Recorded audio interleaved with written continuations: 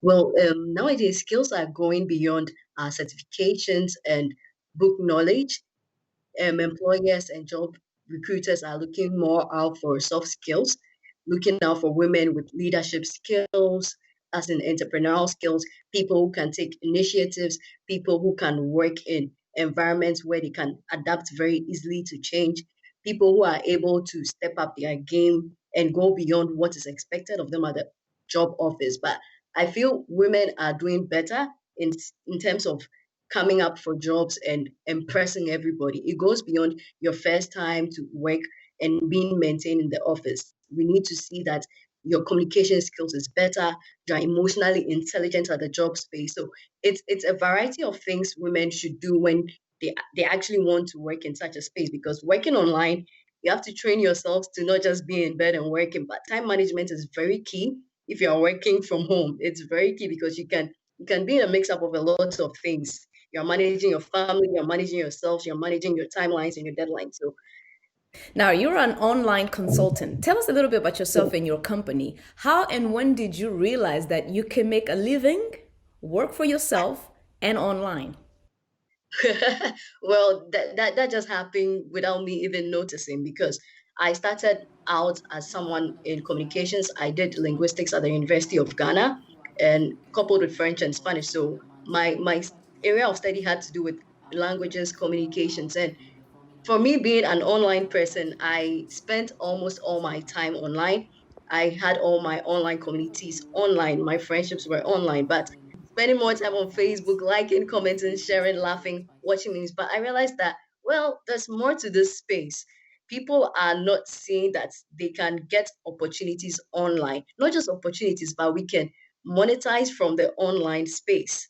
Now, with all these skills that people need to be able to get on the digital economy and work for themselves and make the money, where can they get the trainings that they need, especially for law or maybe no cost? We are now in a space where everything happens online.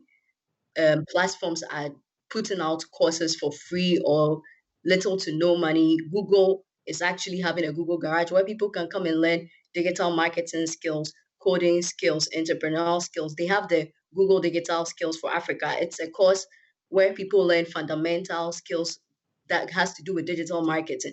And it's a course I did, and it's been helping me generate more funds because I share my certification with a brand or a business or an individual, and they're like, oh, wow, you're Google certified.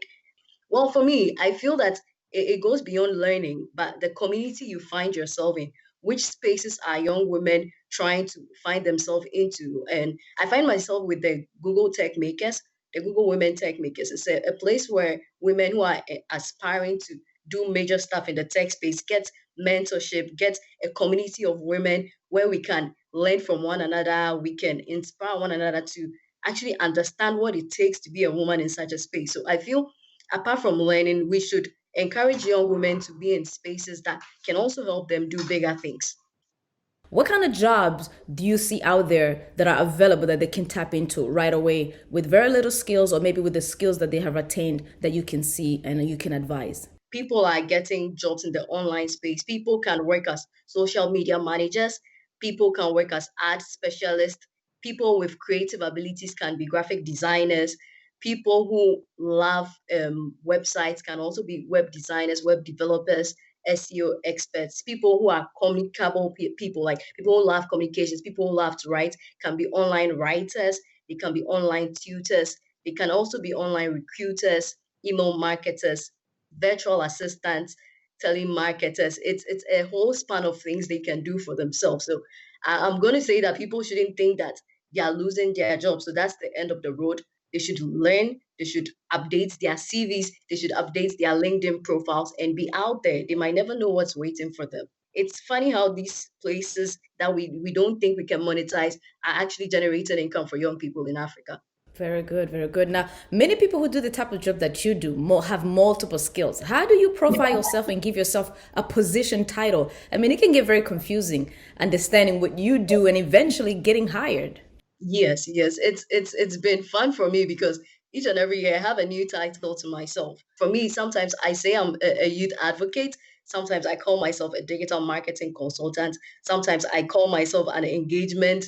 person. It's a whole lot of titles I keep finding for myself. So I position myself depending on the kind of work I want to do. Different spaces or different spheres I find myself determine the kind of titles I call for myself.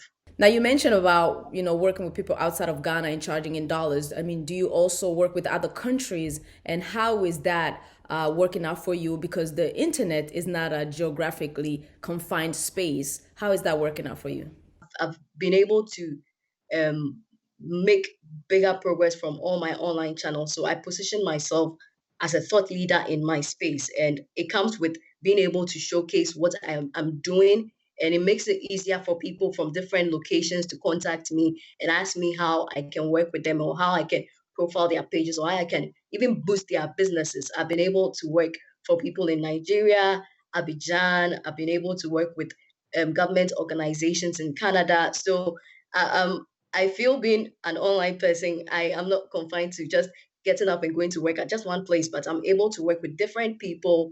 And it comes with communication, having a clear, thought out plan, having a contract and agreements. These are my deliverables. This is what you're expecting. This is what I can give you. And if all parties have agreed, then it makes life easier. I'm able to work for them. And at the end of the day, I come home with my cash. So that's a good thing for me.